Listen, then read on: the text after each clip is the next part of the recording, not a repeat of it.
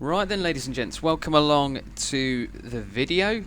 So slightly different this week, as I'm actually taking out the Suzuki for a bit of a spin. So the GS750 calf racer. So I'm going to take that over to Lutterworth to get an MOT on it. So it has been some time since it has had an MOT because I've been working on it. I did plan to get it done last year because it was entered into the bike shed, London. It was due to be displayed there, but then that pandemic come along, so that just kind of put it on hold, and yeah, the GS was kind of neglected a little bit. So I have spent a bit of time kind of sprucing it up a little bit and getting stuff ready for its MOT. Now, this is actually the first time I've ridden the Suzuki out on the open road. So when I first bought it, I bought it off a chap who had quite a bit of land.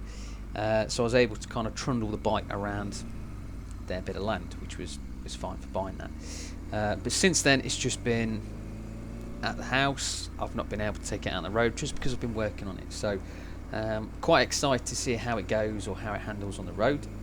So obviously the bike has been customised quite heavily, particularly the suspension. So front springs, they were cut down, as well as that you've got like the seating position. So yeah, it's going to be interesting to see how it feels on the road. Now, as well as that, I want to apologise for the camera angle. This is the first time I'm recording any kind of footage on a vlog, a riding vlog, I guess. So yeah, first time I've done it. Didn't know what to expect. So I've got the camera mounted on my chest, and I also had it mounted on the head as well, on top of my helmet. Didn't provide the best footage, I don't think, but that's all I've got to play with. So yeah, apologies about that. I have ordered a chin mount because from what I'm seeing online, the best way to record footage via a motorcycle is a chin mount. So yeah, I've got one of those come in, so we'll see how that goes as well. Right then, guys, so the reason for this video was just to provide you a bit of an update as to what's going on with the content, the channel and what have you, because I've not been able to get the content out as readily as I'd like it to be, and the reason for that is just because I've got stuff going on outside of the channel, and that being that I'm actually moving house. So yeah, for some time now, well, not a massive amount of time, but yeah, I've had it in my head that I wanted to move somewhere that had a garage. And that was all I was after, really. Yeah, I weren't particularly bothered about the house. It just had to have a garage. What can I say? I wanted somewhere to put the tools, so my ever kind of amassing amount of tools. So yeah, I've got my toolbox. I've always had that since I was an apprentice, but I've got the lathe now, I've got my drill press, I've got my welder, and I should imagine there'll be more tools getting added to that. So I wanted somewhere that was really secure, because currently at the minute, in this terrace house I live in, I think I've mentioned in the past that the gardens, they have shared access, so the neighbours can quite freely walk through the garden just because they need to access their properties. It's a funny thing they do in the UK, many years ago, so it's a good 100-year-old property, and that's what they used to do back then. So yeah, I wanted something with a secure garden or a garage. Yeah, that's why I've been busy. So basically my house has gone onto the market, and yeah, it's sold, which is fantastic. But it just meant I had to keep the place clean and tidy, which was I don't think I've ever cleaned it as much as I did when getting people to view the place. And obviously all my tooling and equipment which is in the house, I had to kind of tidy it away somewhere, so it looked presentable to people. So it was a bit of a nightmare being able to do anything at all.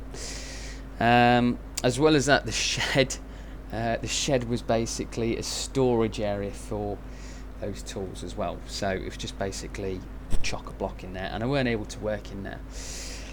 So yeah, bit of an issue on that part.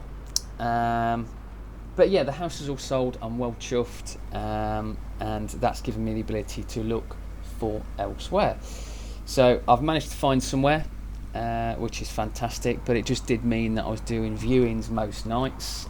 So I'd go to work, come back home, and do a couple of viewings on properties. And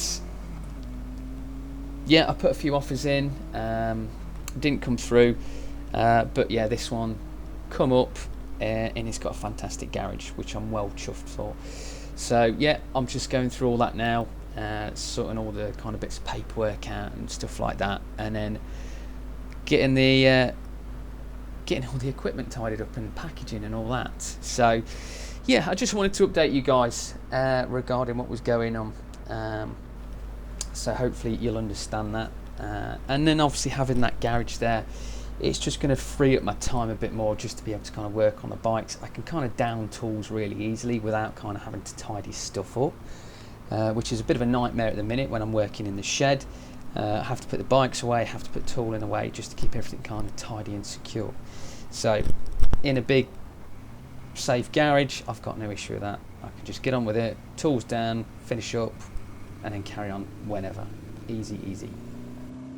Now I just want to say a big thank you to all my subscribers. So when I was putting out my last video, the channel had reached or was around the mark for 1,000 subscribers, which was a goal. I think anyone with a YouTube channel is a goal that they're trying to achieve, which was the same as myself, and yeah, reached that goal, which was absolutely fantastic. So yeah, I'd like to thank all of my subscribers. It's been quite some time, I think a good 2 years since I started the channel. So yeah, I'd like to thank each and every one of you for the support, and obviously your comments, your likes and everything. Yeah, thank you very much, guys. I did want to do a video dedicated to that mark or that goal, but to be honest with you, I'm not sure. I wasn't sure what to actually do. Yeah, I didn't really have an idea in mind, so perhaps I'll think of something. I don't know yet, we'll see. But yeah, I'll have a think about that, what I'm going to plan to do for that. But again, much appreciated, guys. Thank you very much for your time, your effort. Obviously just watching the videos is an effort in some cases, but yeah, I'd like to thank each and every one of you.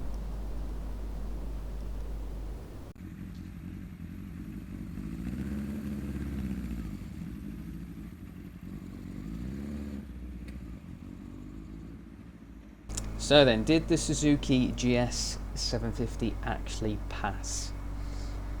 And the answer to that is no. Now, to be honest with you, I completely expected it to fail, just because it's customised, it's not original anymore, so there's bits and pieces I've done to it which I wasn't sure about anyway, so particularly the indicator distances. But yeah, obviously taking it for an MOT as well, the guys would give it a good check over and they'd pick up anything that I missed as well, which was, you know, fantastic of them. So one of them, brake leather insecure. That was completely down to me, my fault. I don't know what I'd done, perhaps tampering around with it in the past, and I forgot to tighten it up. So yeah, completely missed that one. The next one was what we got. Brake light intensity significantly reduced. So this was a bit more troublesome. So this was just a light that I'd got from eBay.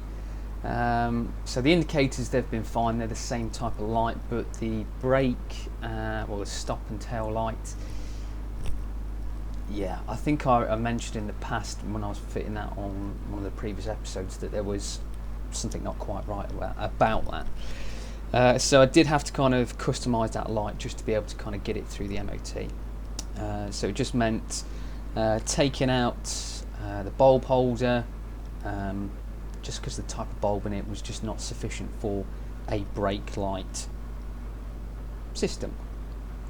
So yeah, I put a new bulb holder in it, dual element bulb holder, as well as a new bulb, and then I had to extend the casing of that light a little bit. So luckily the lathe came into play again, so just extended that light a little bit. It's not permanent by any means, because I actually kind of machined a piece of wood just to be able to do that. I don't think anyone spotted that.